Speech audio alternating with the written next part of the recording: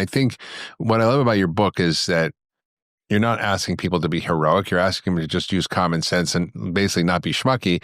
And also giving them really simple, practical things that they can kind of tune in on to start to build these basic 6 pillars of longevity and health span, particularly into their lives. And, you mentioned the social thing. I want to come back to the nutrition, but you mentioned the social thing. And I think it's something that's so underestimated. And, I worked with Paul Farmer after the earthquake in Haiti, and I really started to get to know him and see his work. And what he did was to work on curing TB and AIDS in one of the worst places on the planet where everybody, public health official had given up on, because it was just too difficult to give him the schedule of drugs and multi-drug resistant TB and AIDS. And he's like, no, this is not a medical problem. This is a social problem. So we're going to put community health workers in. We're going to help neighbors.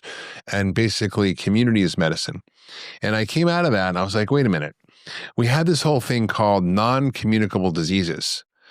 But that's wrong. They're very communicable. They're not infectious, but they're contagious, whether it's heart disease, chronic disease, diabetes, Alzheimer's, and many of these things that we're suffering from in America now are all basically communicable through our social influences.